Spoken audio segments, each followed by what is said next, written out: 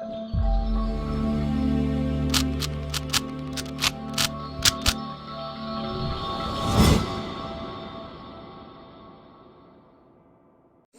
guys, welcome to Viva Classes. I hope you like my videos. If you like my videos, please like, share and subscribe our channel. चलिए आज हम start करते हैं class 12 maths chapter application of integral की miscellaneous exercise के question number 7 to question number 12. इससे पहले हमने question number 1 to question number 6 आपके पास अपलोड किए हैं. आई होप आपको वो समझ में आए हों. चलिए देखते हैं question number 7. Find the area enclosed by the parabola 4y is equal to 3x square and the line 2y is equal to 3x plus 12.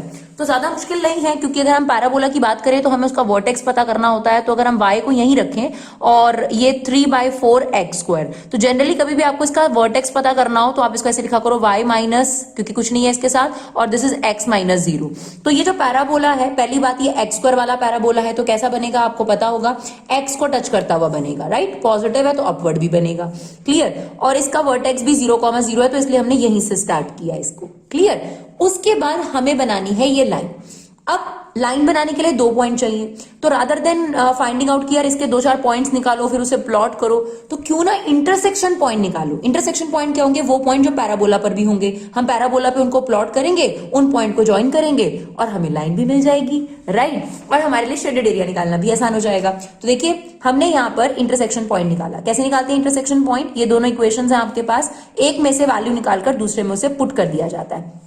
तो ये हमने इंटरसेक्शन पॉइंट निकाला है. देखिए इंटरसेक्शन पॉइंट के लिए आपने एक में से दूसरे में वैल्यू डाल देनी है. तो 2y is equal to 3x plus 12 था. y की वैल्यू कितनी है, देखिए यहां से आप निकाल सकते हैं 3x² 4. तो लाइन में हमने पैराबोला से y की वैल्यू निकालकर पुट कर दी. ये इससे कट गया आपके पास. ये जो 2y हमने इधर मल्टीप्लाई कर दिया, ये हो गया 6x plus 24. नाउ ये चीजें जो राइट वाली थी उसे लेफ्ट पे ले आए. 3x² minus 6x minus 24 is equal to 0.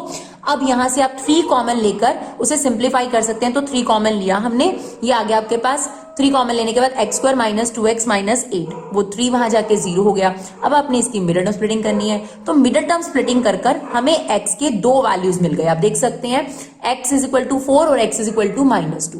जैसे ही आपके पास x की 2 वैल्यूज आ जाएं तो लाइन में, है ना, पैराबोला में नहीं, क्योंकि पैराबोला में रखेंगे तो फिर 4-4 वैल्यूज आ जाएंगी पॉजिटिव नेगेटिव, तो वो हमें नहीं चाहिए.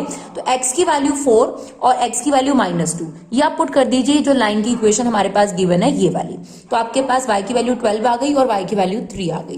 वैसे ज्यादा जरूरी भी नहीं होता, बट अगर आप निकाल लेते हैं तो उससे हमें प्रॉपर क्वाड्रेंट पता चल जाता है कि कहाँ पे वो पॉइंट लाई करता है. तो अभी कोई ज्यादा काम नहीं किया हमने लाइन के अंदर पैराबोला की वैल्यू जो थी y की वैल्यू पुट कर दी और आपके पास एक क्वाड्रेटिक तैयार हुआ और क्वाड्रेटिक से x की 2 वैल्यूज निकाल ली. अब जो ये जो वैल्यूज हैं 4,12 और -2,3, इसे हम आर्बिट्री बेसिस पर प्लॉट करेंगे और हमें पता है कि ये पॉइंट अब पैराबोला पर भी है. तो सबसे पहले -2,3 कहां पर होगा, यहां पर कहीं पर होगा, तो ये हमने ले लिया -2,3, ठीक है ना. फिर 4 थोड़ा ऊपर और 12, तो 4,12 हमने यहां ले लिया. अब देखिए अच्छी बात क्या होती है इन इंटरसेक्शन पॉइंट से, एक तो हमारी लाइन पे भी ये पॉइंट लाई करते हैं और पैराबोला पर भी, तो हमें इंटरसेक्शन पॉइंट भी पता चल जाता है जो कि हमें चाहिए और साथ के साथ लाइन बनाने के 2 पॉइंट भी पता चल जाते हैं. तो अब आप बताइए आपके पास शेडेड एरिया कौन सा होगा. आपसे कहा गया लाइन और पैराबोला के बीच का एरिया, तो ये एरिया हो गया आपके पास, राइट, यही वाला एरिया हो गया. तो यही देखिए हमने यहाँ पर डायग्राम बनाया है, ये एरिया हमें निकालना है. तो ये हमारा इंटरसेक्शन पॉइंट था, कौन सा वाला, -2,3, और ये हमारा था 4,12. जो इंटरसेक्शन पॉइंट होते हैं वहां से हमेशा परपेंडिकुलर ड्रॉ हो जाते हैं, राइट. अब हमें ये वाला एरिया निकालना है. ध्यान से, जब भी फर्स्ट क्वाड्रेंट से कहीं और एरिया आता है आपको बताया गया है कि आपने मॉडुलस जरूर लगाना है. तो अगर बात करी जाए रिक्वायर्ड एरिया की, तो क्या होगा रिक्वायर्ड एरिया, जरा आप मेरे साथ स्टार्ट करें. हमेशा लेफ्ट से लेते हैं. -2 से 0 लाइन पर, उसमें से पैराबोला के नीचे का एरिया नहीं चाहिए, है ना. तो हम लिखेंगे लाइन माइनस पैराबोला, क्लियर. और dx के रिस्पेक्ट में इंटीग्रेशन, और इस पे हमने लगा दिया मॉडुलस. दोबारा देखो, -2 से 0 लाइन के नीचे का एरिया, तो उसमें से हमें व्हाइट एरिया नहीं चाहिए, तो उसके लिए हमने क्या कर दिया, माइनस पैराबोला का एरिया, और उसमें मॉडुलस लगा दिया क्योंकि ये फर्स्ट क्वाड्रेंट में नहीं है. प्लस 0 से लेकर 4 तक लाइन के नीचे का एरिया सेम हमें पैराबोला का नहीं चाहिए, तो लाइन माइनस पैराबोला. अब हम क्या करेंगे, एक बार हमारा रिक्वायर्ड एरिया आ जाए फिर हम क्या करते हैं, लाइन में से y की वैल्यू निकालेंगे. तो यहां से अगर आप y की वैल्यू निकालेंगे तो कितनी आएगी, 3x plus 12/2, और पैराबोला में से भी निकालेंगे तो y की वैल्यू आ जाएगी 3/4x². तो अब यहां पर आपने लाइन की वैल्यू और पैराबोला की वैल्यू रखनी है और उसका क्या लेना है, इंटीग्रेशन। ये देखिए यही था रिक्वायर्ड एरिया और ये मॉडुलस में था। लाइन की वैल्यू रख दी हमने, लाइन की वैल्यू है 3x + 12 अपॉन 2 कह सकते हैं, 1/2 बाहर ले सकते हैं। पैराबोला 3x²/4 सेम हमने यहां पर भी लिख दिया, लाइन और पैराबोला। अब हम क्या करेंगे, इनका इंटरसेक्शन जो इंटीग्रेशन है वो लेंगे। तो 1/2 as it is, 3 as it is, इसका इंटीग्रेशन हो गया x²/2। ये जो 1/2 है इसको एक्चुअली हमने इन दोनों से मल्टीप्लाई कर दिया। जब इससे करा तो हाफ एज इट इज, इससे मल्टीप्लाई करा तो 6 हो गया था। अब 6 का इंटीग्रेशन x के रिस्पेक्ट में 3x हो गया। 3/4 एज इट इज, x² का इंटीग्रेशन x³ 3 और लगा दी हमारी लिमिट -2 से 0।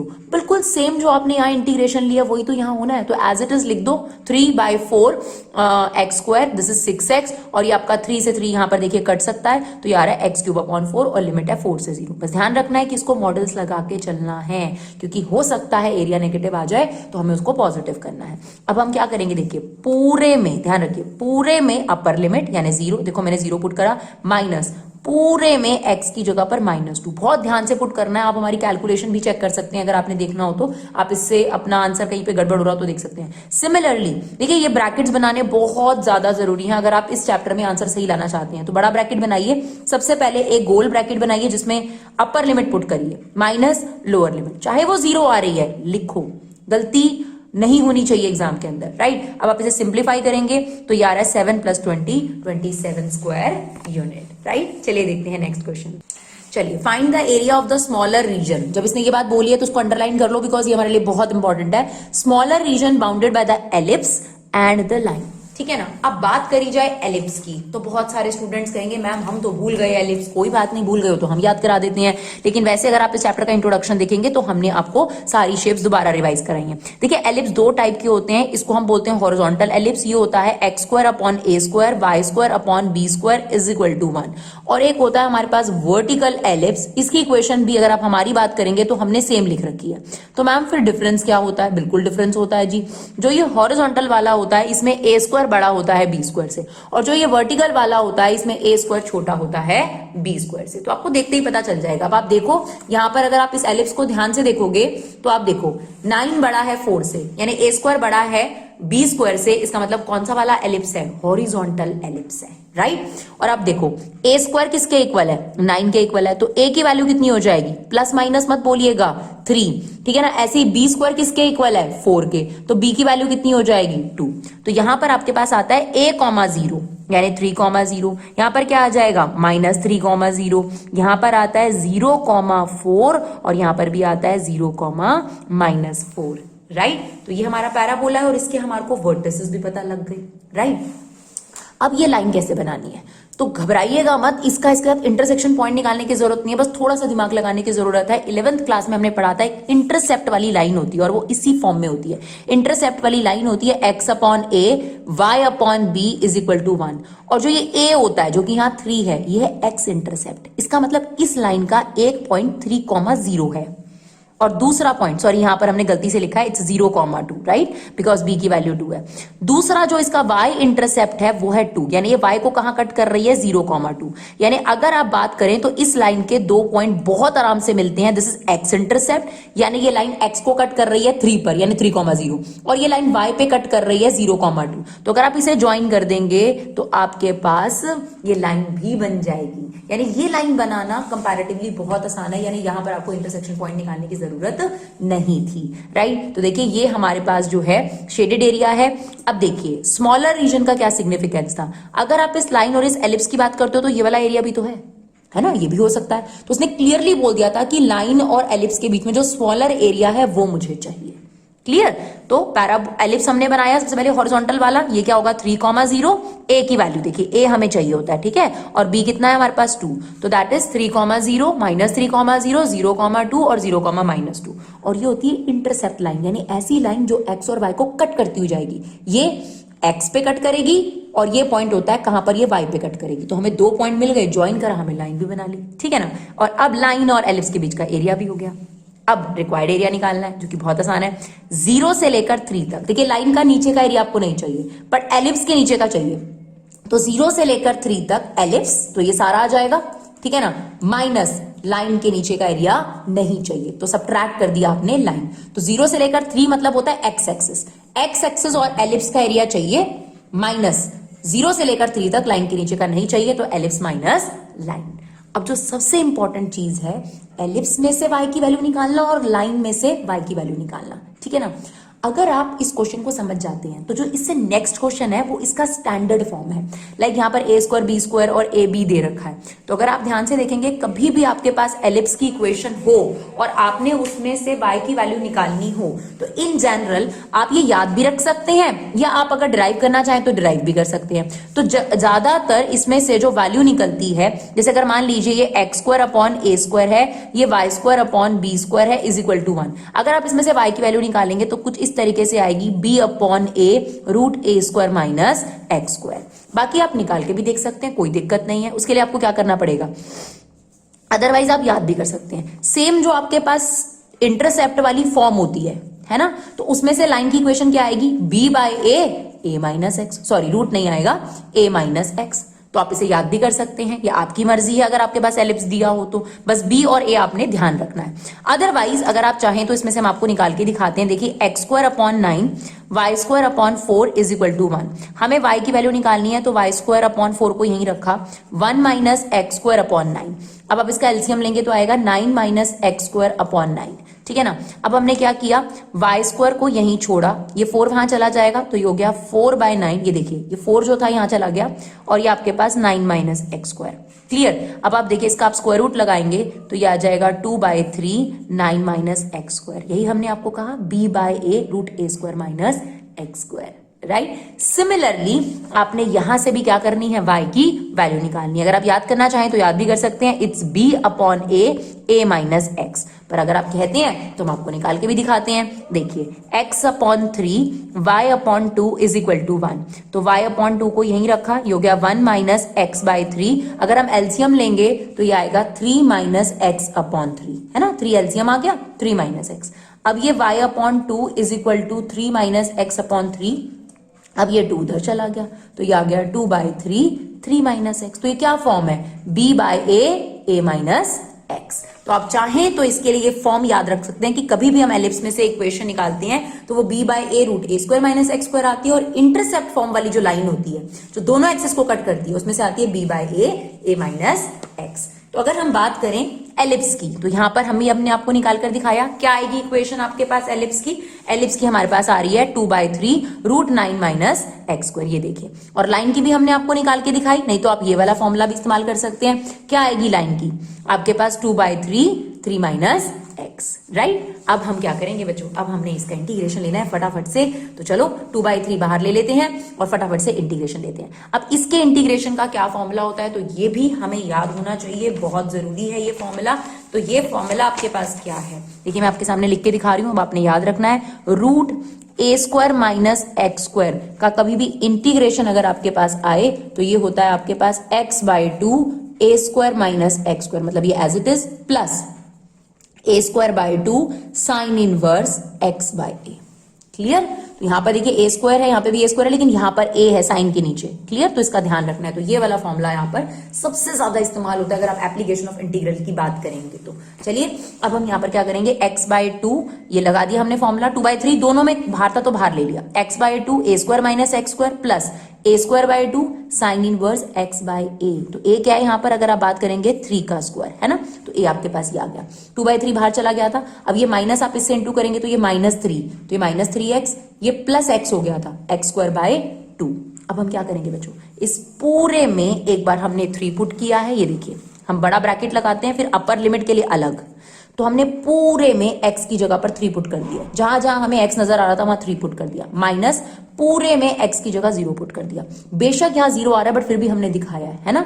अब देखिए यहां पर 3 पुट करोगे तो 9 माइनस 9 0, तो ये पूरा ही 0 गया था, ये आ गया था 9 बाई 2 साइन इनवर्स 3 बाई 3 कितना होता है 1, माइनस ये 9 हो गया और ये आपके पास आ गया था 9 बाई 2। बाकी जब जब हम 0 रखेंगे तो ये 0 हो गया।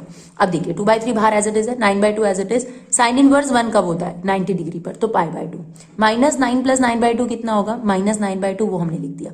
अब हमने 9 बाई 2 जो था वो बाहर ले लिया, 3 से 3 कट गया, 2 से 2 कट गया, आपके पास 3 बचा। अब चाहे तो हम यहीं पे आंसर ड्रॉप कर सकते हैं, लेकिन पीछे थोड़ा सा आंसर आप कहेंगे फिर मैच नहीं कर रहा मैम, तो हम उसके लिए थोड़ा सा एडजस्ट करके आपको बता रहे हैं। तो वहां पर क्या किया हुआ है, अंदर पहले इसमें एलसीएम लिया हुआ है, ठीक है ना। तो अगर हम एलसीएम लेंगे तो क्या आ जाएगा, एलसीएम 2 आ गया, पाई माइनस 2/2, तो ये 2 बाहर ले लिया, तो 3/2 pi minus 2 square unit, right. चलिए देखते हैं नेक्स्ट क्वेश्चन। देखिए मैंने आपको पहले ही बताया कि क्वेश्चन नंबर 8 से बहुत हद तक मिलता है क्वेश्चन नंबर 9, यानी ये क्वेश्चन नंबर 8 की स्टैंडर्ड फॉर्म है। कहता है find the area of the smaller region, यानी वही चीज बोला है, बाउंडेड बाय द एलिप्स, यानी ये एलिप्स है। अब इसके बारे में बता नहीं रखा कि ए स्क्वायर बड़ा है या बी स्क्वायर बड़ा है, तो जब कुछ ना बता रखा हो तो आपने कौन सा वाला एलिप्स लेना है, हॉरिजॉन्टल वाला एलिप्स लेना है, ठीक है। तो ये हमारा हो गया हॉरिजॉन्टल वाला एलिप्स, तो ये हमने हॉरिजॉन्टल वाला एलिप्स बना दिया, ठीक है। अब ये जो लाइन है इसे क्या बोलते हैं, इंटरसेप्ट वाली लाइन, यानी ये लाइन एक्स और वाई को कट करती हुई जाएगी।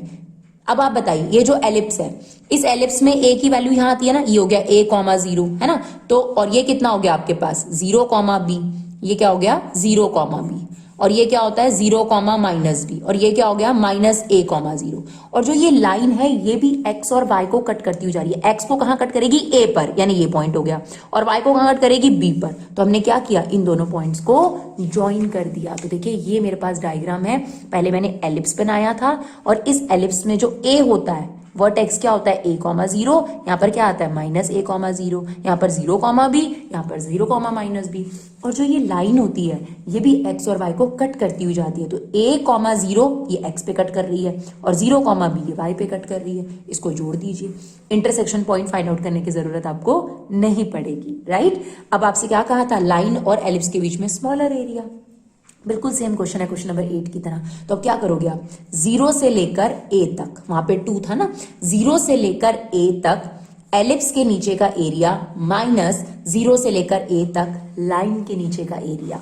तो इसे हम एक कंबाइंड फॉर्म में भी लिख सकते हैं, 0 से लेकर a तक पैराबोला में से लाइन हटा दो, 0 से लेकर a तक पैराबोला में से लाइन के नीचे का एरिया हटा दो, तो हमें ये वाला एरिया चाहिए।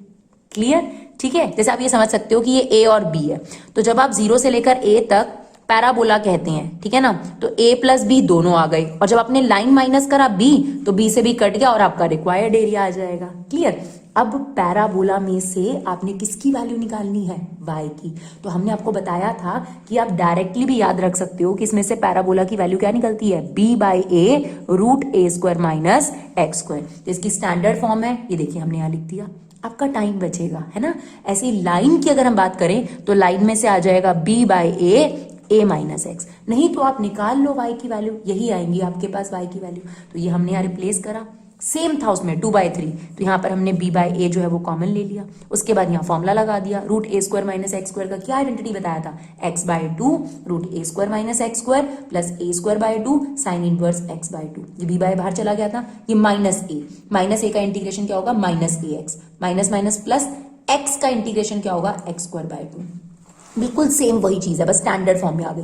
अब इस पूरे में हम x की जगह पहले a पुट करेंगे। अब देखिए ये हमने रखी है a, पूरे में x की जगह पर a/2, a² माइनस a² 0, तो ये पूरा 0 हो गया, a²/2 साइन इनवर्स a/a कितना हो गया 1, a को a से मल्टीप्लाई करेंगे a², यहाँ पे रखोगे a²/2 माइनस लोअर लिमिट 0 रखेंगे, ये 0 हो गया, साइन इनवर्स 0 कितना होता है 0, ये भी 0, ये भी 0, सब ठीक है ना। ऐसे ही a²/2 आ गया, साइन इनवर्स 1 कब होता है, π/2 पर, -a² प्लस a²/2, ये बचेगा -a²/2। सेम मैं a²/2 कॉमन लूंगी, सेम वही प्रोसेस है, a से a कट गया, यहाँ पर आपके पास बच गया ab/2 π/2 -1। अब आप पीछे देखोगे तो उन्होंने थोड़ा सा सिंप्लीफाई कर रखा है, लाइक क्या कर रखा है, एलसीएम ले रखा है और उसके बाद जो है वो सॉल्व करके लिख रखा है। आप चाहें तो यहाँ पर भी इसे छोड़ सकते हैं, कोई भी गलत चीज इसमें नहीं है, पर आप चाहें तो आप एलसीएम ले लीजिए और पीछे से आपका आंसर मैच कर जाएगा 2 कॉमन लेकर, राइट। चलिए देखते हैं next question. Find the area of the region enclosed by the parabola x² is equal to y, normal parabola है, अपवर्ड पैराबोला है ना, x को टच करता हुआ, and the line and x axis. देखिए इसका कई जगह पर एनसीईआरटी में गलत आंसर दिया हुआ है, इसका जो सही आंसर बनता है वो 5/6 बनता है अगर x एक्सिस वर्ड है तो। हाँ, अगर x एक्सिस वर्ड ना लिखा जाए, ध्यान से सुनिएगा, अगर ये वर्ड ना हो और सिर्फ पैराबोला और लाइन हो तो इसका आंसर 9/2 होगा। तो दोनों चीजें हम आपको बताएंगे, लेकिन अभी फिलहाल जो एनसीईआरटी में मेंशन है और करेक्ट आंसर कई एनसीईआरटी में अब कर दिया गया है 5/6, तो मेरे पास जो एनसीईआरटी है उसमें 5/6 अब करेक्ट हो चुका है, जो पहले थी उसमें नहीं करेक्टेड था, उसमें 9/2 था, तो अब करेक्टेड है। तो आप भी चेक कर लीजिएगा, दो चीजें हैं इसके अंदर, ठीक है। अगर एक्स एक्सिस ना लिखा हो तो बहुत फर्क पड़ जाएगा, और एक्स एक्सिस लिखा है तो उसका बहुत फर्क पड़ जाएगा। सबसे पहले देखिए हमने अपवर्ड पैराबोला बनाया, ठीक है ना, अपवर्ड पैराबोला बनाया, x square is equal to 5, ठीक है। इसके बाद हमें ये लाइन बनानी थी। अब लाइन बनाने के लिए हमें 2 पॉइंट चाहिए होंगे, तो उससे बेटर क्या होता है, हम लाइन और पैराबोला में इंटरसेक्शन पॉइंट निकाल लेते हैं, है ना। तो ये देखिए हमारे पास पैराबोला है, ये लाइन है, हमने क्या किया, y की जगह पर x+2 रिप्लेस कर दिया। अब ये इधर आ जाएगा, तो मिडल टर्म स्प्लिटिंग कर दीजिए, मल्टीप्लाई करने पर 2 चाहिए, एडलेस करने पे 1 चाहिए, तो 2 1s are 2 फैक्टर हो जाएगा। तो आपके पास फैक्टर बन गए x-2 और x+1। इन दोनों को अगर हम 0 के इक्वल रखेंगे तो x की वैल्यू 2 और -1 आ गई। अब x की वैल्यू ये कहां पुट करना है, लाइन में, आपको पहले कई बार बताया हमने। तो ये x की वैल्यू 2 रखोगे तो y की वैल्यू 4 आ रही है, और अगर x की वैल्यू -1 रखोगे तो y की वैल्यू 1 आ रही है। यानी हमें 2 ऐसे पॉइंट पता चल गए जो लाइन पे भी है और पैराबोला पे भी है। तो 2,4 ये फर्स्ट क्वाड्रेंट में आपके पास आ गया, और -1,1 ये सेकंड क्वाड्रेंट में आ गया। तो हमने इसे इमेजिनरी बेसिस पे ही प्लॉट किया, यहां पर कहीं पे -1 ले लिया, 1 ले लिया, तो ये आपका पहला पॉइंट हो गया -1,1, और ये पैराबोला पर लिया हमने, है ना। फिर 2,4, तो अगर 1 ये है तो 2 थोड़ा दूर होगा, और 4 थोड़ा सा ऊंचा ले लिया है, देखिए तो ये पर है पैराबोला पर, तो ये 2,4 ले लिया, है ना, पैराबोला पर इंटरसेक्शन पॉइंट निकाला। फिर हमने ये जो लाइन थी ये जोड़ दी, ठीक है, हमने ये लाइन जोड़ दी, तो ये लाइन इस तरीके से जाती है। अब ध्यान से सुनना, डिफरेंस क्या है। अगर आपके पास ये एक्स एक्सेस ना लिखा हो तो ये बोला गया है कि पैराबोला और लाइन के बीच का एरिया निकालो, तब आपका एरिया ये बनता है जो कई लोगों ने समझाया हुआ और कई जगह सॉल्यूशन में है, ये वाला। अगर एक्स एक्सेस ना लिखा हो तो ये वाला एरिया, दिस वन, ये वाला, समझ रहे हैं मेरी बात को। और अगर आप ये वाला एरिया निकालेंगे तो 9/2 आंसर आएगा, ठीक है। बट हमें क्या दे रखा है, पैराबोला, लाइन और एक्स एक्सिस, तो इसीलिए आपका जो एरिया बना वो ये बना, बिकॉज यहां पर लाइन भी है, यहां पर आपके पास एक्स एक्सिस भी है, और यहां पर पैराबोला भी है, तीनों चीजों का इस्तेमाल करा गया है। क्लियर। कई लोग मुझे आके कहते हैं मैडम ये भी होगा, क्यों होगा ये, आपके पास यहां पर ये वाली लाइन कहां है, ये वाली लाइन कहीं है ही नहीं, ये आपके पास पैराबोला हो गया और ये एक्स एक्सिस हो गया, तो ये एरिया नहीं है। तो जो रिक्वायर्ड एरिया और करेक्ट एरिया वो क्या है, जहां पर ये तीनों ग्राफ आ रहे हैं, ये एक्स एक्सिस हो गया, ये लाइन हो गई, और ये आपके पास पैराबोला हो गया। तो this is the correct required area according to this question, right. और अगर ये एक्स एक्सिस नहीं लिखा होता तो फिर आप कह सकते हैं ये एरिया है ना। तो इसमें तो एक्स एक्सिस कहीं आ ही नहीं रहा, तो इसका मतलब ये आपके पास जो है इस क्वेश्चन के हिसाब से रिक्वायर्ड एरिया नहीं है। क्लियर। अब देखिए क्योंकि एरिया जो है वो फर्स्ट क्वाड्रेंट के अलावा है तो मॉडुलस लगाना पड़ेगा। तो क्या एरिया होगा बताओ, -2 से -1 लाइन का एरिया, -2 से -1 लाइन का एरिया, और -1 से 0 पैराबोला का एरिया। बहुत सिंपल सा रिक्वायर्ड एरिया इसका, ज्यादा कुछ इसमें डिफिकल्ट नहीं है, बस समझते वक्त इंपॉर्टेंट है। अब मैम आपने ये -2 कहां से निकाल लिया, -2,0 कहां से आ गया, तो सुनिए मेरी बात। ये जो लाइन है ये जब भी एक्स एक्सिस को कट करती है तो वहां पे y क्या होता है, 0। ये जो मेरे पास लाइन की इक्वेशन थी, क्या है मेरे पास लाइन की इक्वेशन बताइए, y = x+2। क्योंकि कोई भी लाइन अगर x एक्सिस को कट करेगी तो वहां y 0 होगा। अगर मैं y 0 रखती हूं तो x की वैल्यू कितनी आ रही है, -2, यानी ये पॉइंट क्या हो गया, -2,0, और ये मुझे पता करना जरूरी था। क्लियर, पता चला कैसे आया, ये लाइन x एक्सिस को कट कर रही थी तो y 0 रखा, x की वैल्यू -2, यानी इस लाइन का भी पॉइंट मिल गया और x एक्सिस का इंटरसेक्शन पॉइंट मिल गया। तो -2 से -1, ये देखिए अब इसका जो रिक्वायर्ड एरिया है वो क्या है, -2 से -1 लाइन के नीचे का एरिया, प्लस -1 से 0 पैराबोला का एरिया, और पूरा एरिया मॉडुलस के अंदर, बिकॉज जो फर्स्ट क्वाड्रेंट के अलावा जब भी एरिया आएगा तो हम उसे हमेशा मॉडुलस में रखेंगे। आपने लाइन में से इक्वेशन निकाल लेनी है, y = x+2 था तो y की वैल्यू आ गई, और पैराबोला में से भी y की वैल्यू निकाल लो, x²। Now take integration, that is x²/2 2x, और इसमें हमें लिमिट रखनी है -1 -2, ये हो गया x²/2, इसमें हमने लिमिट रखनी है 0 -1। तो चलिए फटाफट से लिमिट रख देते हैं। इस पूरे में देखिए अपर लिमिट, यानी हमने -1 पुट करा तो ये 1/2 और ये -2, upper limit minus,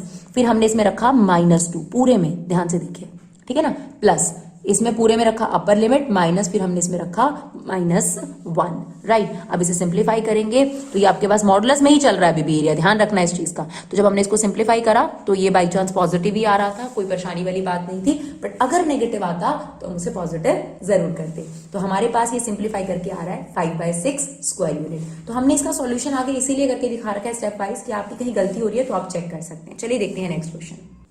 question number 11 बहुत ही अच्छा क्वेश्चन है। वैसे तो मिसलेनियस के सारे क्वेश्चंस बहुत अच्छे हैं, लेकिन ये क्वेश्चन तो बहुत ही अच्छा लगता है मुझे पर्सनली।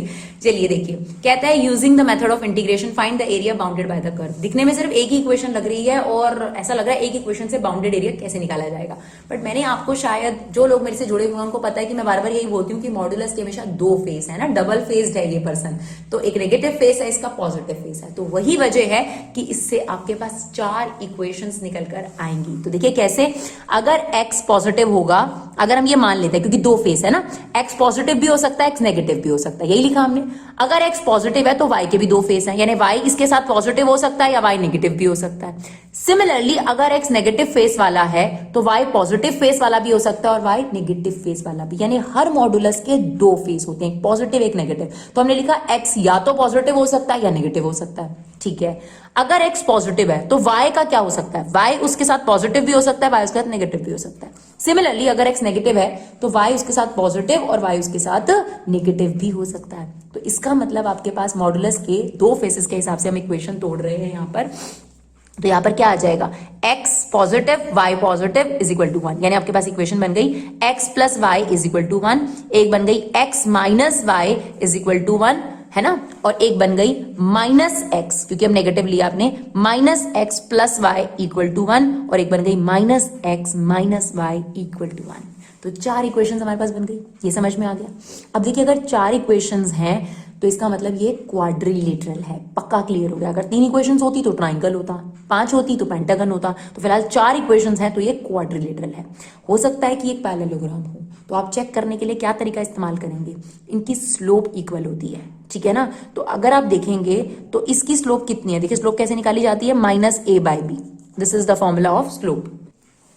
तो अगर आप इस लाइन की स्लोप देखेंगे तो इसकी स्लोप आ रही है, यहाँ पे a और b कितनी है 1, तो इसकी स्लोप आ रही है -1, ठीक है। और अगर आप ध्यान देंगे इसकी स्लोप यानी फोर्थ इक्वेशन की स्लोप भी कितनी आ रही है, -1। तो अगर 1 और 4 इन दोनों इक्वेशन की स्लोप -1 आ रही है, इसका मतलब ये दोनों लाइन पैरेलल हैं, क्लियर। सिमिलरली आप इसकी स्लोप निकालिए, m is equal to minus a by b formula होता है ना, तो a की वैल्यू कितनी है बताओ, माइनस, ये हो गया +1, और b की वैल्यू कितनी है, तो यानी इसकी स्लोप कितनी आ गई 1।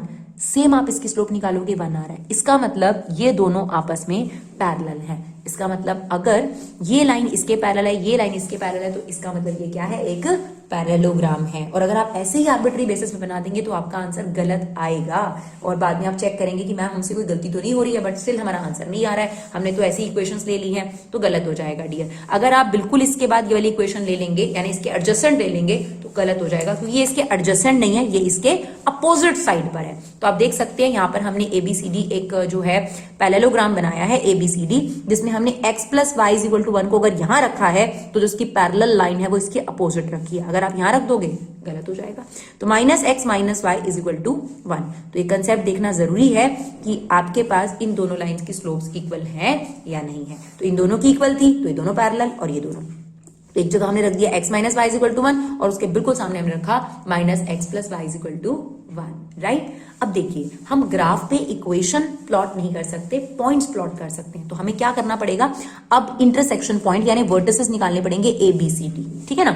अब ABCD कैसे निकालेंगे, दो इक्वेशंस में एलिमिनेशन लगा दो। जैसे देखो मैंने अभी इन दोनों में एलिमिनेशन लगा दिया, x plus y is equal to 1 और x minus y is equal to 1, इन दोनों में एलिमिनेशन लगा दिया। तो एलिमिनेशन बहुत आसान है, देखो y से y कट रहा है, 2x इज इक्वल टू 2, तो x की वैल्यू 1 आ गई। अगर आप x की वैल्यू 1 इसमें से किसी भी इक्वेशन में रख दोगे, y की वैल्यू 0 आ गई। अगर आपने इन दोनों इक्वेशन को सॉल्व करा है तो कौन सा पॉइंट निकलेगा, ऑब्वियसली ए, इन दोनों का कॉमन पॉइंट, तो ये निकल गया 1,0। सिमिलरली मैंने अब सॉल्व किया x plus y is equal to 1 और माइनस x प्लस वाई, यानी इन दोनों को, जब इन दोनों को सॉल्व करूंगी तो b पॉइंट निकलेगा। तो यहां पर क्या हुआ, देखो ये कट गया, 2y is equal to 2, y की वैल्यू 1 आ गई। अगर हम y की वैल्यू 1 पुट करते हैं तो x की वैल्यू 0 आ रही है, यानी b कितना आ गया 0,1। बिल्कुल सिमिलरली आप इन दोनों में एलिमिनेशन लगाएंगे, आपको ये पॉइंट मिल जाएगा, इन दोनों में एलिमिनेशन लगाएंगे तो आपको ये पॉइंट मिल जाएगा।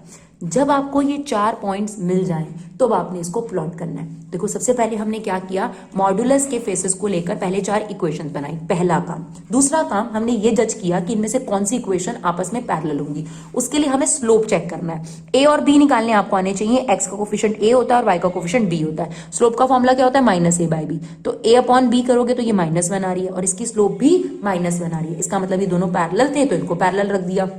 सिमिलरली ये फिर तीसरा काम हमने क्या किया जो सबसे जरूरी है, हमने इस लाइन और इस लाइन का इंटरसेक्शन पॉइंट लगाया। ये देखो ए आ गया, इन दोनों का निकाला तो ये आ गया। अब आपको इन दोनों का निकालना पड़ेगा सी, इन दोनों का निकालना पड़ेगा तो डी। आई होप जैसे हमने 2 पॉइंट्स निकाल के दिखाए हैं बाकी के पॉइंट्स निकाल सकते हैं। अब जब आपके पास ये चारों पॉइंट्स आ जाएं तो इन्हें प्रॉपर ग्राफ पर आपने प्लॉट करना है। बहुत ज्यादा मुश्किल नहीं है, अभी तक आपने जो करा वही इसमें सबसे मेन चीज है। एरिया बहुत आसान है इसका, ठीक है। अब देखो हमने इसको प्लॉट कर दिया 1,0 और 0,1, जैसे जैसे पॉइंट दे रखा था -1,0 और 0,-1, और जो आपने डफ डायग्राम में नाम दिया वही नाम देना है। तो 1,0 ए था, 0,1 बी था, -1,0 सी था और ये आपके पास 0,-1 था। तो इसका जरूर ध्यान रखना है। हमने चारों को ज्वाइन करा और हमें ये एरिया निकालना था, यानी टोटल एरिया निकालना है इस क्वाड्रिलेटरल का, इस पैरेललोग्राम का। तो हमें पता है कि ये सब एरियाज एक्चुअली में इक्वल डिस्टेंस पर है, 0 से लेकर 1 और 0 से लेकर -1, एक ही बात है।